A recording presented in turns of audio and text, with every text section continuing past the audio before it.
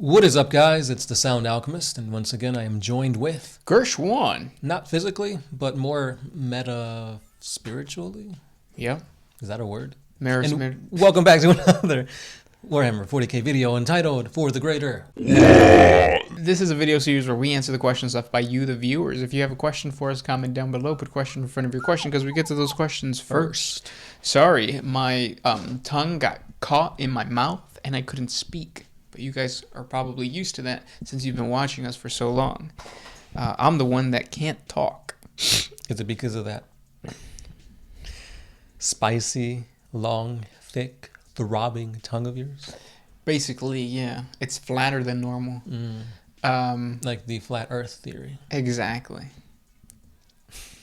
Today's question is brought to you by Troy Masters. His question is one of piety, unity, and tongues. Could the Silver Knight of Slaanesh actually be an insurgent planted by the Emperor, so pure to be able to hide his true intentions from a god of chaos? So the whole thing behind Slaanesh's Silver Knight is one of theory and mystery. And it's basically alluding that maybe she has corrupted a Grey Knight, and maybe this Grey Knight may actually be Drago, the uncorruptible, which all Grey Knights are. So, supposedly. Yeah, supposedly. Rumor has it. So if she does, or he, or it, if Slaanesh has a Silver Knight in her possession to fight for, it's interesting to see how it came about, who it is, and what the plans are for this Silver Knight. But it most definitely is a double-crossing Drago. Yeah, that'd be great. Because, like you were saying, it has to be an insurgent planted by the Emperor. Well, who better than Drago, who's basically stuck in the warp? And all the feats that Drago has accomplished definitely puts him as like a god killer. He took down a demon Primarch without a weapon. When he was in the warp, he took down a bloodthirster and hordes of bloodletters with a broken weapon, took the bloodthirster's axe, psychically melted it down, and reforged it into his own weapon, which he then used to kill the bloodthirster. What? Like, that's just insane to think that not even a Primarch is doing these feats. And if you pay attention, he's not hurting Slaaneshi stuff. So maybe the plan was to like get the attention of she who thirsts. Right. So, yeah. Maybe he's the one who will hydrate she who thirsts. He has been working on his tongue work. So one can only guess. Of course, these are all theories. We don't have any concrete information on the Silver Knight. Just like how there's a little girl and a dog in the Labyrinth of Tzeentch. So the story was that I think that was the Emperor pretending to be. So, yeah. You can pretend to be two things. I don't. So remember how nowadays they have the Emperor and then they have another psychically powerful person. What's her name? It's a chick. The mother of the Primarchs. Yeah, that one. I don't really like that concept, but whatever. Because for the longest time, it's like the Emperor created the Primarchs out of like genetics and stuff like that. And it's like, well, no, wait, there's a mother of the Primarchs. So the Emperor got it on 20 times.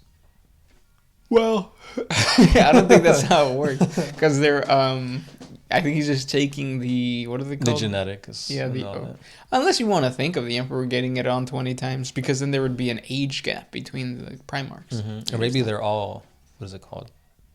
Like twins? Twins, but times 10. So twintuplets? And we already have like twins with Alfarius and Omegon. So then it would be 21 tuplets. 21 tuplets. Wow. What's the highest number? Yeah, 21 and counting. Oh, maybe we should watch But they weren't all show. at the same time. But still, maybe we should watch that show. Yeah. One of them rapes the other one. I heard that. That's really? Fucked up. Oh, yeah. That is true. That's why they got canceled. Well, I think there's more scandal than that. But it goes to show you, out of 21 people, a lot of them suck, even if they're kids. I mean, look at the Emperor's kids. Half of them suck. Especially Mortarion. He hated himself. That's because he hated psychers, and he himself was a psyker. Oh, yeah, that's true. So it's like, maybe the mother of the Primarchs was the first demon Kulaba. Maybe, yeah. I mean, 20 children in that belly. You got to have a bunch of uteruses stuck to each other to make that work. Maybe that was her gene seed organ. A bunch of uteruses. That would be the gene seed organ I want. A bunch of uteruses. Thank you for that. That's probably not what the type of answer you wanted. Yeah. But we took it there. Next question. This one's by Troy Masters. Once again, what are the top 5 named Space Marines? Primarchs? Well, we'll put Primarchs out of it. Yeah, so Space Marines would be Dante. Cato Sicarius. Because in my opinion, he's better than the freaking Chapter Master. For sure. Yeah. He said 10? 5. Okay, cool. What's the other Ultramarine dude? Malcador? No. Uriel? No, the other one. The main one. Chapter Master? No, Martinus Calgar. Calgar. Yeah. So Calgar, Cato Sicarius, Dante, and then... Drago. You can't leave that guy out. Yeah, I guess he's a Space Marine, yep. And then... Ragnar? Yeah, a Space Wolf. Blackmane, maybe? I think he's popular right now. Well, yeah, because he beheaded Gaskell. Ulrich, maybe, too, the Slayer? Wow, no, I think he's a little more obscure. I don't know. Yeah. Because there's a bunch of named characters in any Space Marine chapter. And then obviously, because then you have to consider Cyphus? No, Cypher? Yeah, Cypher is another good one. Yeah. So Bjorn. Yep. There's a lot. It's hard to do a top 5. If it's our personal one, it's all God School. Next question comes from Troy Masters. Are there any Eldar Chaos Spawns or Eldar Demons or Eldar Demon Princes? If not, why? There should be. I mean, maybe, but I don't think I've ever come across it in the lore. The only reason, kind of like you said, there should be, but we haven't talked about it. A reason why we don't see it is because they don't want to admit that there are, out of pride. Or it could be that just Eldar are so psychically powerful that doesn't really happen to them. Slaanesh or any other Chaos God would much rather consume the soul entirely than have it be a pawn. Right. Because it's kind of like, I don't know, if you get a really juicy piece of cake, you're not going to save it for later. You're going to eat it all at once. And if you have self-restraint, you're not a Chaos God. That's true. I was thinking, if you got, a massive hog, I mean, yeah, you could just win, biggest hog prizes over and over again. Or you can chop that sucker up and eat it. Yeah, I thought you meant something else. Yeah. Oh, that kind of hog. Okay. I should have said swine. Maybe boar? Pig? Pig. There's a lot of names for pigs. I don't think a hog, a swan. I think they're all different, though, aren't they? Really? A boar. I don't know. Because boars are wild. For the longest time, I used to think that if you got a regular pig and you just let him out loose, he would grow fur and he would turn into a boar. And yeah. Instantaneously? Not instantaneously. My pig ran away. As it crossed the door, it just got hairy. But over time, he would, the further away he gets from his house, the hairier he gets. He grows tusks. That's what I thought. I think the best part of that sentence was his house. The further he goes away from his home, the more feral he becomes. Next question. Anime San. His question is, why spit? I never do. What if the person isn't eating pineapple? Or tough it out. No, never. It's did you just eat swine? Yeah. Or hog. Yeah. Yeah, I don't know. That's a good question though. Yeah, what's the phrase? Spitters never quit, or quitters aren't spitters. I don't know. Next question. This one is by Alex K. What would happen if the Void Dragon was released? So, spoiler alert, the Void Dragon in Mars, under the Martian sands, is not the whole Void Dragon. We thought for the longest time that maybe he was the only Catan that wasn't fractured. But no, it's just a really big shard. That's fun to say. Shard. Mm-hmm. So if he was released, probably Mars would get, if not destroyed, effed up really bad. And seeing how close it is to Terra, aka Earth, like that's probably next on his agenda. Even if the shard underneath Mars, which is the Void Dragon, was somehow taken out of Mars and just like not allowed to destroy Mars, but just taken away by the Necrons or whatever, I bet you that they're using it somehow as a energy source. Definitely. Because I mean, it's a piece of a star god, and these star gods used to consume stars. So it's all energy. So it's probably like pumping energy into Mars. If you remove that, then all of Mars would just go turn off. Yeah, definitely. If this is the Omnissiah, the machine god, what does that mean for the machine spirit? Yeah, they've been praying to it. So they've been praying to something that technically is a null, because they're like Catan are not anything warp related. Yeah, their weakness is the warp. Yeah, so that would be interesting to see what's gonna happen to that. Yeah, I thought that was gonna be the storyline after Indomitus. Like the Silent King comes back, the shard gets released of some way somehow, and then that ties in a lot of different factions into this huge war. Yeah, but it wasn't. No, because that's what GW does. They get really, really into something, but then they kind of sideswipe everybody and say, no. Oh, the Eldar just created a new god? Well, look at these shiny Primaris rings. Yeah, Blackmane and God School just killed each other, but don't worry, they're back. Yeah. This comes from Ancient Chuck. What are your takes on the new Piety and Pain box set that was rumored last week? Got confirmed this week. So yeah, it is a box set featuring the Sisters of Battle and the Drukari, the Dark Eldar. Yeah, and I think I'm not a Dark Eldar player, but like I really like the look of the witches. I do not like what the Sisters of Battle get. I think that it is a scam that GW calls that. What is it called? Whatever tank the Sisters of Battle use, which is in that box set. The Repentia, I think it's called. It's a rhino with a fancy top. And they're selling it for $65 online. And like, why? Why GW? It's a rhino. So the fact that they're throwing it in that box set, just like the Sisters of Battle in general are overpriced, I feel. Yeah. 5 sisters for $60. Come on, GW. Why? I think it's because they know how much people wanted plastic sisters. And it's like, here they are, but then they like bump up the price. Yeah, so unless that box set is going to be $120, I don't think it's worth it. Right, because just buying that rhino with the organ on top is worth, the sisters half. Yeah. But then it bugs me that like if I do purchase that box set for $120, even though I'm getting a deal because all of that together, just the sister side alone, it's probably about $120. It just bugs me that we think that like it shouldn't be. A rhino is not $60. A rhino, how much is a rhino? $40? It's like 40, 45, I think. And you can go on eBay and get it for like $20. So it's just like, I don't know. Those prices piss me off. But when you do look at the Sisters of Battle sculpts, there's a lot more detail in there. A lot of little intricacies, like purity seals. You've got doves. Yeah. Parchment. So they look awesome. They do, yeah. It's just they're really expensive.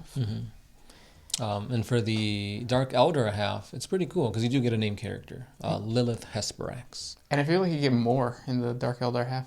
I think so, yeah. Because you get those little like ship thingies, little flying ship thingies. Venoms, I think they're called. Maybe. Yeah. The Dark Eldar line is interesting because they have, for every single one of their vehicles, they have the vehicle in 2 different forms. And the change is very, very, very minute. Which is actually what the sisters are doing. Because I was looking at the sister line, and it's a rhino with different guns 4 different times. So I was like, that's kind of stupid. Well, they do that with the Space Marines too, with like the land speeders. It's like one's got a heavy bolt turret, one's got missiles, one's got a las cannon. Yeah, but you can magnetize that stuff. I don't think you can magnetize the sister stuff, and I don't think... Well, you might be able to magnetize the Dark Eldar stuff. I'm not sure. I haven't really looked at it. Yeah, but if it's such a small detail, just build it the way you want and just call it whatever. That's true. Yeah, because it's the same hull. Yeah. Next question. This one is by Eric Romeo. Has there been, or is there currently, an apothecary that's currently a chapter master? I know the Genesis chapter was nearly wiped out except for an apothecary with some gene seed and a couple other dudes.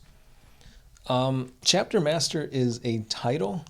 A apothecary would never be a chapter master. The highest rank that an apothecary can be is chief apothecary. So you could have a chief apothecary leading a chapter, but in reality, if they're a codex compliant chapter, you would still have a chapter master. And that kind of hierarchy would still stand, and there would be other ranks that are akin to that. Yeah. You could always have somebody who elevated to the rank of chapter master who still is fond of like the whole practice of medication and all that kind of stuff in a codex compliant chapter. Or you could just say that it's not codex compliant. Right. Yeah. But then I don't think there is a unit that you can merge. I don't think you could just take a chapter master and then merge him with an apothecary. Right. Because then the person you're playing with is going to be like, wait, is there even a chapter master stat line? There is, yeah. Oh, okay. You have to upgrade them. So you pick a captain, and then for like, it's a certain points or power level to make them a chapter master. So you can bend the lore, but you can't really bend the rules for the tabletop. And I believe apothecaries are elite. Oh, so even if you're playing on the tabletop, you'd still have to bring an HQ of some kind. Damn, that sucks. Because pain boys are HQs. Yeah, I think they used to be. Apothecaries used to be HQs. Oh. Yeah. Play orcs. Just paint them blue. There you go. Yeah, they're Umis now. Next question comes from Ancient Chuck. What are your hobby plans or goals for 2021? I am starting a Primaris Space Marine army. Boom, boom, boom. Yes. Is it going to be a homebrew? Well, yeah, I'm making homebrew rules for it, but I think I'm going to paint it up as the Celestial Suns. Because that way I could play them together and not have like a completely different color scheme. Yeah. Check out the playlist for the Celestial Suns. The paint jobs are really awesome. Yeah, they're all commissioned, so it's not actually me painting them, but the paint jobs are awesome. Yeah. And the lore. It's there. Yeah, it's there. And what are you planning on for this year? Every month of the year of 2021, I'm going to start a new army. And by that, I just mean buying the starter set and building it and painting it and creating like a hobby video vlog thing. Well, not vlog, because like it's going to be one video with multiple days. And the whole process of building it from scratch and explaining the lore of each individual model. Because most of the time, it's 3 to 4 models that come in those starter sets. So it's always like some type of HQ, a troop. Transport usually, and like an elite. So I'm just going to be doing that. And then trying to finish it within a month. And that's my hobby goal. Hopefully it goes well. Do you already know what you have for the first month? Yeah, I ran a poll online, and you guys, it was between the Tempestus Scions and the Tau. It looks like the Tau won. Hey. So my first thing for January is going to be building a Tau army. All fire warriors. I'm actually going to melt down all of the suits. Use them as like... Use the plastic as fire warriors. Yeah. I'm actually going to also go above and beyond the box set because I'm buying Kroot. Ooh. I like Kroot. Kroot are a very fun lore race. Yeah. I don't know about the tabletop, but at least in the lore, they're really cool. Yeah. But yeah, that's mine. Comment down below what your guys' is, because this should be going out on New Year's Day or Eve. New Year's Eve. I don't know. But yeah. This one is by Konstantinos Mopudronkiloas. I butchered that. But your question is, are all Eldar psychers? And also, which Primarchs are? So yes, every Eldar is a psyker in their own right. There's different levels of psyker. Like, not everybody's as strong as Aldrad, but they're all psychers. When it comes to the Primarchs, you have notable psychers such as Magnus the Red, but you also have some, in a way, they're all kind of psychers, but not to that extent. Yeah, nobody's a null. At least we don't think, because there was 2 that, who knows what they were. Yeah, the 2nd and the 11th. Yeah, but even like Lehman Russ has some type of psychic shenanigans, even though he doesn't admit it. Yeah, and even though Mortarion hates psychers, he's a psycher himself. Yeah. Yep. And those were the questions for today. If you guys have more questions for us, please comment down below. Enjoy your guys' New Year's, if it's the season. The season for New Year's. Yeah. And thanks for watching. Yeah, as always, Sound Alchemist. Gershwan. And we are out. Always